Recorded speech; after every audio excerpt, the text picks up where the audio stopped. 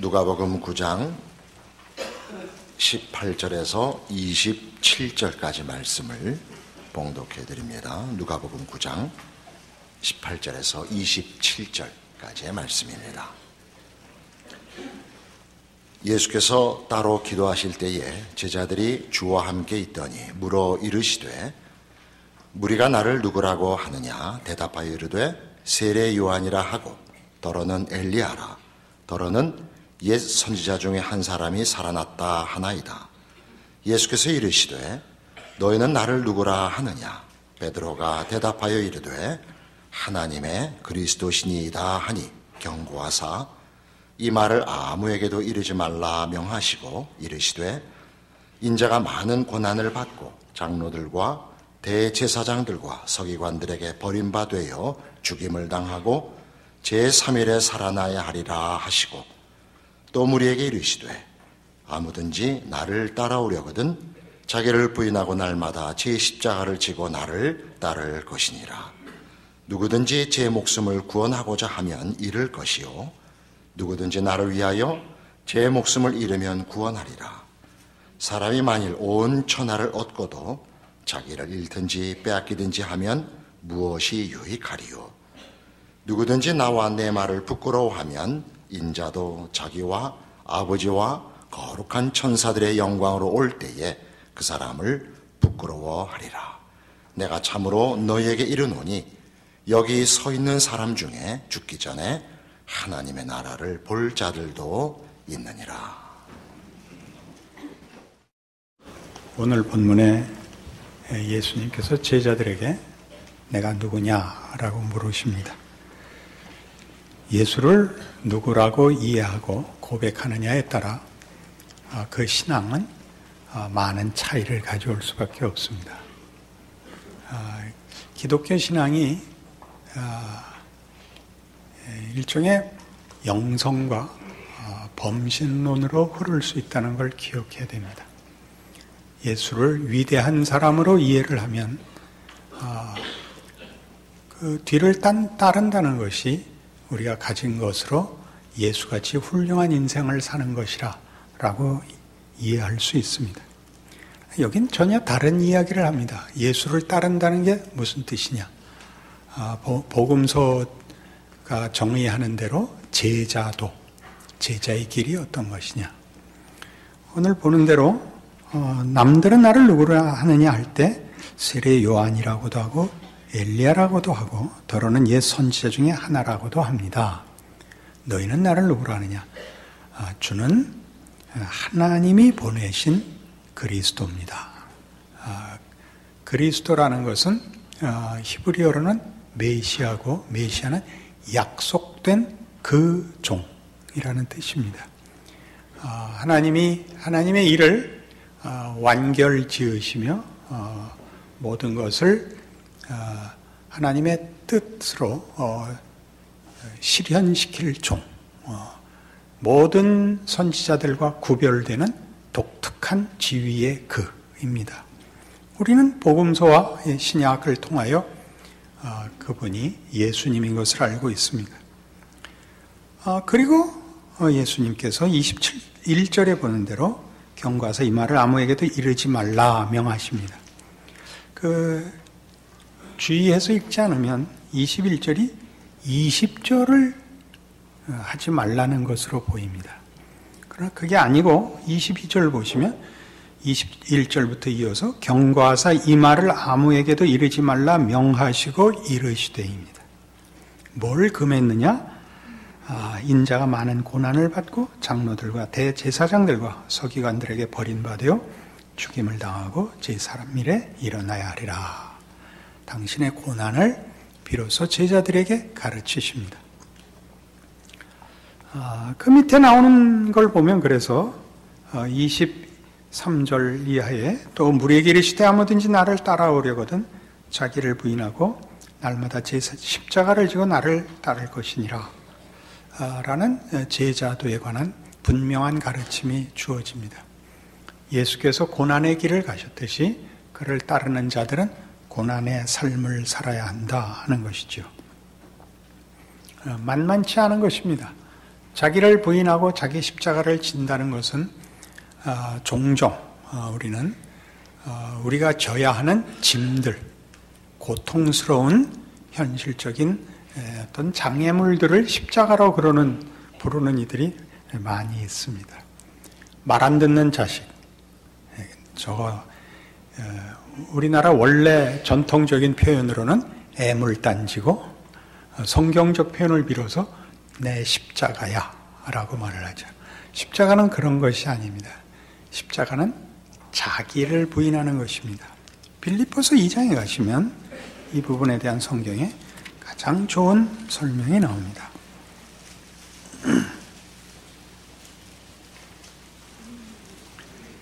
신약성경 319페이지 빌립보서 2장 5절입니다. 너희 안에 이 마음을 품으라. 곧 그리스도 예수의 마음이니 그는 근본 하나님의 본체시나 하나님과 동등됨을 취할 것을 여기지 아니하시고 오히려 자기를 비워 종의 형체를 가지사 사람들과 같이 되셨고 사람의 모양으로 나타나사 자기를 낮추시고 죽기까지 복종하셨으니 곧 십자가에 죽으심이라. 이것이 자기 부인입니다. 자기를 비우는 것입니다. 우리 대표적으로 이렇게 두 가지 표현을 쓸 수 있습니다. 자기를 비운다는 건 이기심을 버리는 것이요, 자존심을 버리는 것입니다. 기독교 신앙도 얼마든지 자신의 이기심을 채우는 것, 자존심을 증명하는 수단으로 바뀔 수 있다는데 기독교 신앙에 어려운 점이 있고 모든 인간이 가진 죄의 본능이 있습니다. 자기를 부인한다는 것은 지금 예수님께서 친히 가르치신 것 같이 예수님이 메시아로서 오셨으나 고난을 당해야 한다는 것을 이해하는 자만이 할 수 있는 것이다. 그런 뜻이 됩니다. 우리가 세상을 살아보면 우리는 막연한 이런 희망 속에 삽니다. 언젠간 해뜰 날이 있겠지. 언젠간 그 역전의 날이 있겠지. 언젠가는. 그리고 그 언젠가를 구체화시키는 어떤 것들을 끼워 넣을 수 있습니다. 내가 열심히 일하면, 또 뭐 운이 좋으면, 인생이 꼭 이렇게만 끝날이라는 보장은 없지 않는가. 복권에라도 당첨이 되면, 뭐 여러 가지로 막연한 희망을 가지는데, 손에 잡아 들었는데도 그 형편이 나아지지 않는다면 우리는 당황스러울 것입니다. 예수님이 하시는 말씀은 그겁니다. 메시아가 오시면 이라는 말로 약속했던 모든 것, 그것과 다르게 메시아가 오셨는데 메시아가 오시면 변할 거라는 기대 때문에 오늘을 견디던 자들이 메시아가 왔는데도 예전과 동일한 현실을 겪어야 된다는 것을 감당할 수가 없는 것입니다. 이게 오늘 제자도에서의 어려움이죠. 우리는 이걸 이제는 어디다 쓰냐면 예수님 다시 오시면 했습니다. 그건 정당한 것입니다. 그러나 오늘을 사는 것은 메시아가 안 오셨기 때문에 고난을 당하고 있고 메시아가 오시면 해결된다는 의미에서 재림을 기다리는 것이 아니라 그가 이미 하나님 나라를 실현시키셨고 우리에게 허락하셨는데도 불구하고 우리가 그 구원과 특권과 능력을 받고 있음에도 불구하고 재림 때까지 예수님이 이 땅에 와 성육신으로 겪으신 고난을 우리가 이어가야 한다는 것, 여기에 어려움이 있다는 것입니다. 만만치 않죠. 자기를 부인한다는 것은, 자기 십자가를 진다는 것은 성경이 말하는 바는 이런 뜻입니다. 예수님이 오셨기 때문에 생긴 고난인 줄 알아야 됩니다. 세상을 살면서 삶의 그 어려움 때문에 당하는 어려움 말고 예수를 믿었기 때문에 당하는 어려움이 이제 가중될 것입니다. 우리가 이 세상을 따르지 않기 때문에 우리의 삶은 더 버거울 것입니다. 우리는 약삭바를 수도 없고, 우리는 비열할 수도 없고, 우리는 음흉할 수도 없고, 우리는 자신과 이웃을 기만할 수가 없습니다. 여기에 어려움이 있죠. 이 빌립보서 2장 5절은 사실 앞에 있는 이런 말씀을 배경으로 합니다. 1절부터 보시죠. 그러므로 그리스도 안에 무슨 권면이나 사랑에 무슨 위로나 성령의 무슨 교제나 긍휼이나 자비가 있거든 마음을 같이하여 같은 사랑을 가지고 뜻을 합하며 한 마음을 품어 아무 일에든지 다툼이나 허영으로 하지 말고 오직 겸손한 마음으로 각각 자기보다 남을 낮게 여기고 각각 자기 일을 돌볼 뿐더러 또한 각각 다른 사람들의 일을 돌아보아 나의 기쁨을 충만하게 하라. 너희 안에 이 마음을 품으라입니다. 좋은 일 할 때 조심하라는 겁니다. 이게 무슨 뜻일까요? 우리는 옳고 그른 싸움 정도를 하는 것이 아닙니다. 우리는 물론 옳습니다. 우리가 진리를 가지고 있고 생명을 가지고 있지만 그것을 권력으로 쓰지 않습니다. 권력으로 쓰지 않는다는 것이 뭐죠? 내가 그것을 힘으로 상대방을 강요하여 정답을 제시하여 내가 져야 하는 짐을 그것으로 대체하지 않는다, 그것입니다. 우리가 대화를 해보면 상대방이 하는 얘기에 재빨리 정답을 제시하는 경우를 자기도 해봤고 당해도 봤을 것입니다. 그 중에 흔한 예로 아프다는 얘기가 그렇습니다. 나 이상하게 아파. 그럼 이 정답을 빨리 면역력이 떨어져서 그래. 옳으신 말씀입니다. 그러나 그렇게 얘기하는 배우의 우리의 속성에 뭐가 있냐면 부담 주는 얘기 그만해. 너 나한테 불편한 사람이 되지 마. 이것이 정답을 일갈하게 만듭니다. 누가 이의를 제기하고 반대를 하고 다른 생각을 가지면 우리는 그것이 부담이 돼서 죽을 지경입니다. 그러니까 빨리 정답을 얘기하죠. 그만해. 앉아. 입 다물어. 이렇게 하는 배후에는 우리는 우리가 편하자고 사는 사람이라는 본성의 영향을 받고 있는 것입니다. 그러니 우리가 어떤 사람을 만나 여기 예를 들었듯이 좋은 일 할 때마저도 그러려는데 나쁜 일에서야 더욱 그래야죠. 좋은 일이라는 명분 때문에 고함 지르지 마라 이거예요. 내가 맞고 상대방이 틀렸다는 것 때문에 성질 부리지 말아야죠. 그래서 성질을 부리는 게 나쁜 게 아니라 화를 내는 것은 상대방을 강제하는 대표적인 방법이기 때문에 그렇습니다. 아프신 분들이 제일 많이 하는 호소가 이거예요. 이제 암에 걸리셔서 어떻게 될지 모르는 수술을 앞두고 있거나 수술을 하고 깨끗해졌는지 전이가 어디 됐는지 안 됐는지 또 방사선 치료받으면서 고생을 하고 하는데 위로한답시고 꼭 그렇게 말한대요. 하나님이 무슨 뜻이 있으실 거야. 왜 그 말을 하는 거야? 너 내 앞에서 부담 주지 말아요. 나 하루에 약 이만큼 먹어야 돼. 입맛이 없어. 불편해. 얼마나 힘드니? 내가 뭐 도와줄 거 없을까? 이 말을 하는 것이 자기 부인입니다. 메시아는 자신이 주인인 하나님 나라를 끌고 들어오시고 허락했지만 강요하지 않습니다.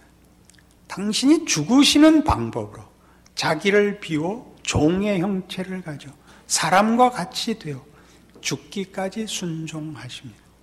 이 제자도입니다. 하기 싫습니다. 예수를 믿는다는 것은 예수가 누구이며 예수를 믿는다는 게 무슨 뜻인가가 성경이 제시하는 대로 제 길을 따라야 합니다.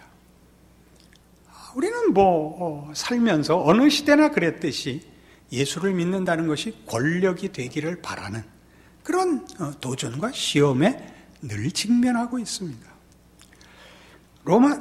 마태복음 11장에 가시면 20절 말씀이야 이런 말씀이 나옵니다. 마태복음 11장 20절입니다. 예수께서 권능을 가장 많이 행하신 고을들이 회개하지 아니하므로 그때 책망하시되 화 있을진저 고라시나 화 있을진저 벳세다야 너에게 행한 모든 권능을 두로와 시돈에서 행하였더라면 그들이 벌써 베옷을 입고 재에 앉아 회개하였으리라. 내가 너희에게 이르노니 심판날에 두려워 하시더니 너희보다 견디기 쉬우리라. 가버나움아, 네가 하늘에까지 높아지겠느냐? 음부에까지 낮아지리라. 네게 행한 모든 권능을 소돔에서 행하였더라면 그 성이 오늘까지 있었으리라. 내가 너희에게 이르노니 심판날에 소돔 땅이 너보다 견디기 쉬우리라 하시니라. 권능을 가장 많이 베푸신 고울들이 회개하지 않습니다. 이유는 단 하나입니다. 예수께서 전하시고 초청하시는 복음의 내용들, 예수님께서 실현시킨 하나님의 나라는 세상 권력과 다릅니다. 그러니까 이 도시들이 예수의 말씀을 듣지 않은 것은 그것이 권력화될 수 없다는 사실 때문에 그것을 부인했다고 합니다.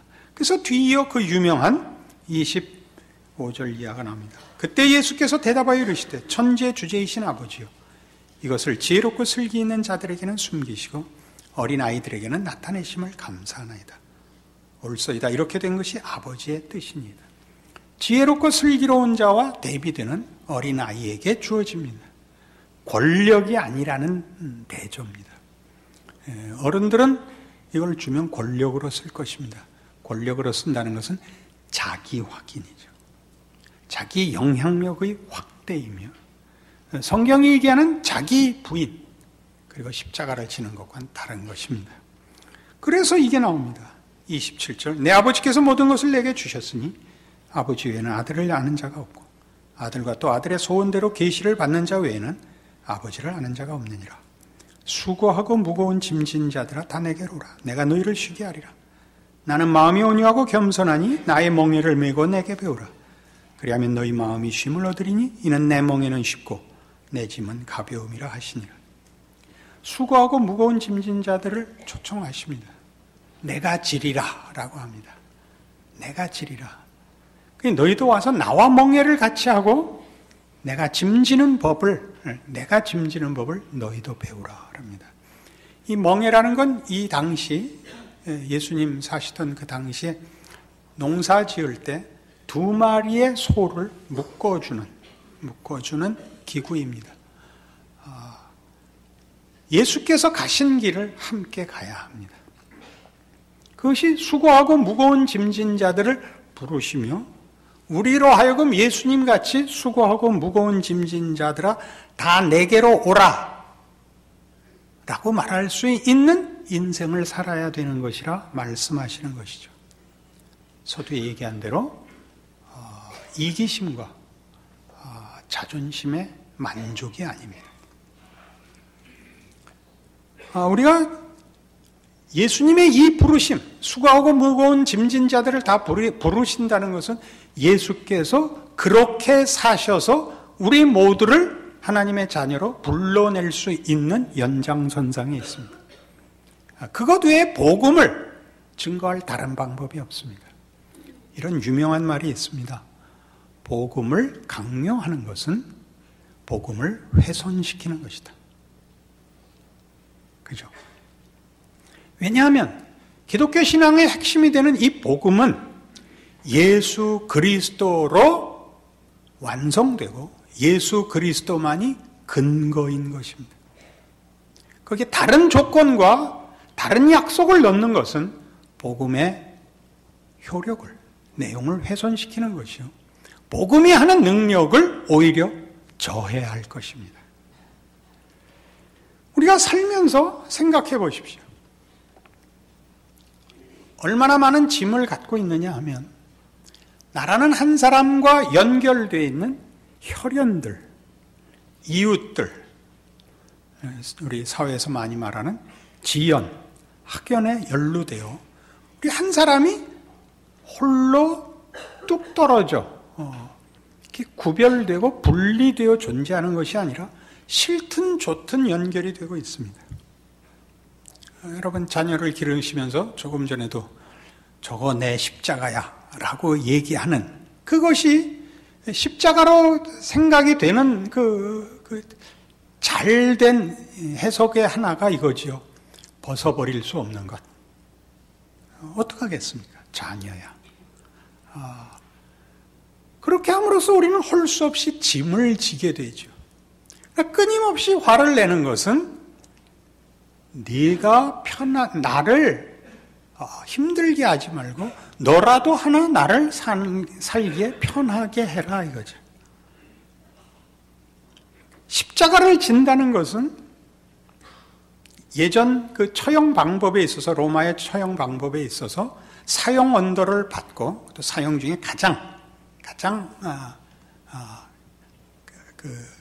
심한 언도를 받아 공개 처형을 받는 것인데, 이미 언도를 받아 죽은 목숨인데 자기가 못 박혀야 할 십자가를 지고 죽음의 장소까지 가야 되는 형벌입니다. 우리 보고 그렇게 쫓아오랍니다. 그러니까 십자가는 어떤 이상이 아닙니다. 어떤 이상이 아니고 하루하루를 살아가는 신자들의 생활 방식이어야 된다 이거죠. 내가 죽으러 가기 위해서 내 십자가를 메고 가야 되는데, 그렇게 함으로써 예수님께서 결과시킨 것 같이 우리가 우리의 존재와 인생 속에서 예수 그리스도의 사역을 뒤를 잇게 된다고 가르치는 것이 여기 제자도입니다. 분노하고 설명하여 짐을 벗어 던지려고 하면 우리는 질 십자가가 없게 됩니다. 인생을 그렇게 사는 것이 뭐냐? 다시 처음으로 돌아가서 예수를 믿는다는 것이 무슨 뜻인지 아냐? 라고 물어봐야 됩니다. 예수께서 인간이 되어 이 땅에 오셔서 그 33년의 생애를 사셨다는 게 무슨 뜻인지 아냐? 그리고 결국은 십자가에 죽으셔야 했다는 게 무슨 뜻인지 아냐? 과연 아버지와 동등한 영광을 취하는 것을 거부하시고 자기를 비우시고 우리를 위하여 인생이 되사 우리의 길을 걸으시고 그 길의 끝인 죽음의 자리까지 가신 분, 우리의 죽음의 자리까지 가신 분, 당신의 영광과 능력을 다 유보하시고 우리의 짐을 지기 위하여 당신의 영광과 능력을 자신을 증명하는 데 쓰지 않으시고 우리를 위하여 쓰사 우리의 비참한 현실과 운명에 동참하신 분, 그분이 메시아입니다. 그것이 하나님이 예수를 보내어 나타내신 당신의 영광입니다. 우리가 살아보면 제일 고마운 사람이 누구든가요? 자기가 잘못했을 때 뭐라 그러지 않은 사람이 제일 고맙습니다. 넘어가 준 사람이 제일 고맙습니다. 예수를 믿는다는 것은 그렇게 사는 겁니다. 로마서 14장에 가면 이 문제를 현실적으로 이런 식으로 가르칩니다. 258페이지 신약성경 로마서 14장 7절입니다. 우리 중에 누구든지 자기를 위하여 사는 자가 없고 자기를 위하여 죽는 자도 없도다. 우리가 살아도 주를 위하여 살고 죽어도 주를 위하여 죽나니 그러므로 사나 죽으나 우리가 주의 것이로다. 이를 위하여 그리스도께서 죽었다가 다시 살아나셨으니 곧 죽은 자와 산 자의 주가 되려 하심이라. 예수를 믿으면 자기를 위하여 살 수도 없고 예수를 위하여만 삽니다. 그것은 억울한 일이 아닙니다. 손해보는 일도 아닙니다. 그것은 하나님이 예수를 보내어 하나님이 누구신가를 우리에게 나타내시는 중에 제일 기뻐하신 것, 긍휼과 자비와 은혜와 사랑의 하나님을 보이신 것입니다. 하나님의 심판권이나 두려움이나 전율할 어떤 보복으로서가 아니라 용서와 인내와 회복과 사랑으로 당신을 나타내시는 것을 제일 기뻐하시는 분이다 하는 겁니다. 예수님께서 기꺼이 그 길을 따르십니다. 그리고 우리 보고 그 길을 걸어오라고 합니다. 참으로 어려운 길입니다.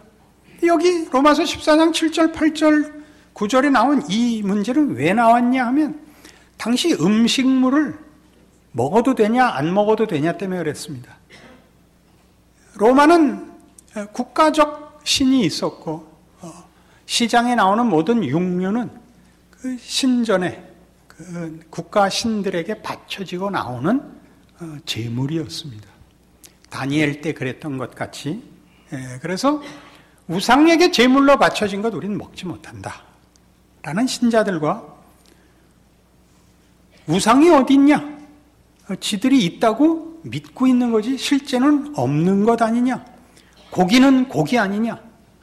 괜찮다. 이 두 파가 있었어요, 말하자면. 바울이 얘기한 그겁니다. 지금 읽은 그 다음 10절에 네가 어찌하여 네 형제를 비판하느냐? 어찌하여 네 형제를 업신여기느냐? 우리가 다 하나님의 심판대 앞에 서리라. 그래서 13절 그런즉 우리가 다시는 서로 비판하지 말고 도리어 부딪힐 것이나 거칠 것을 형제 앞에 두지 않도록 주의하라. 왜 누구를 비판하고 정죄해서 자신의 정체성을 확인받으려 하는가? 우리의 정체성은 예수를 믿는다는 데 있고 예수의 정체성의 본질은 성육신에 있다. 죽음의 자리까지 함께하여 그 죽을 수밖에 없고 패배하고 멸망한 것을 부활 생명으로 역전시키는 하나님의 긍휼과 자비가 지는 것 같지만 결국은 세상이 가진 어떤 권력 또 우리가 가지는 어떤 한계도 바꿔낼 수 있다는 하나님의 능력과 은혜를 믿고 감당하고 살아라. 이 얘기입니다. 여러분, 요즘 현대 사회에서 교회 내에서 서로 친교하는 이들은 드뭅니다. 뭐 때문에 속 얘기를 하겠습니까? 무슨 좋은 소리 듣겠다고. 아니면 정답만 얘기하죠. 정답 빨리 얘기하는 것 전혀 도움이 되지 않습니다. 정답을 살아내셔야 합니다. 예수를 믿는다는 것을 고함을 지르거나 다수화해서 강제력으로 실천하지 마시고 예수께서 그리하셨던 것처럼 베드로에게 네가 오늘 밤 나를 3번 부인하리라. 이거 알고 계시고 가롯 유다의 배반을 알고 계시고 억울하게 죽으셔야 되는 창조주가 피조물들에게 능멸을 당해야 되는 일을 걸으시는 우리를 지으시고 궁극적 목적인 우리를 사랑하신 사랑을 완성하시고 우리 안에 항복을 받아내시는 하나님의 방법에 순종해야 되는 길이 십자가의 길인 것입니다. 그렇게 하기 싫죠. 그러나 아까 우리가 수고하고 무거운 짐진 자들아 다 내게로 오라 해서 보았듯이 예수 없는 것에는 평안과 만족이 없습니다. 여러분이 여러분의 짐을 지고 이웃의 짐을 지기로 하면 평안이 있습니다. 물론 더 버거워질 것입니다. 인생은 더 힘들어질지 모르지만 거기에 유일한 해결책이 있다는 것 여러분 확인하시게 됩니다. 그때 비로소 우리는 예수를 믿는다는 것이 무슨 뜻인지 그리고 우리의 운명이 어떻게 보장되었고 얼마나 영광된 것인지 알게 될 겁니다. 만일 이런 길과 이런 결론이 아닌 대로 흘러 누구에게 다른 걸로 자신을 증명하고 상대방을 윽박지르고 있다면 아까도 얘기했듯이 복음의 능력을 훼손하는 것이죠. 제자도의 길을 걷지 않는 것인 줄 알아야 됩니다. 그럼 어떻게 하란 말인가? 일단 웃으십시오. 그리고 들으십시오. 그리고 어떻게 편을 들어야 되는지 성경을 다시 보시고 기도하십시오. 예수님의 죽음이 오히려 인류 역사에 없던 반전과 역전을 이룬 것 같이 여러분들이 지고 망하고 더 힘들고 더 묻히는 존재와 인생으로 살아가는 것을 통하여 하나님이 어떻게 더 큰 일을 이루시는가 여러분 스스로 확인하십시오. 그리고 그것이 기독교 2000년 역사에 맥을 잇는 그 내용을 이어온 유일한 하나님의 방법입니다. 기도하십시다. 하나님 아버지 은혜를 감사합니다. 주께서 사신 길을 따르는 것은 우리로서는 할 수 없는 것입니다. 우리의 본성과 어긋나기 때문입니다. 그래서 주께서 찾아오셨습니다. 십자가를 지심으로 우리를 바꾸어 놓았습니다. 하나님을 아버지로 알게 하셨고 예수께서 왜 오신지 알게 하셨고 세상과 역사가 하나님의 손안에 있다는 사실을 알게 되었습니다. 그러니 당연히 지혜롭게 살아야 합니다. 믿음으로 살아야 하고 신자로 살아야 합니다. 우리는 매일 자신을 부인하고 죽는 자리로 걸어가야 할 것입니다. 그러나 그 길만이 하늘의 미랄이 썩는 길이요. 그래서 열매가 맺히는 유일한 길입니다. 이 길 걸어가고 살아내는 우리 되게 하셔서 예수를 믿는다는 신앙 고백이 얼마나 놀랍고 영광된 것인가를 아는 축복을 누리는 우리 모두 되게 하여 주시옵소서. 예수님 이름으로 기도합니다. 아멘.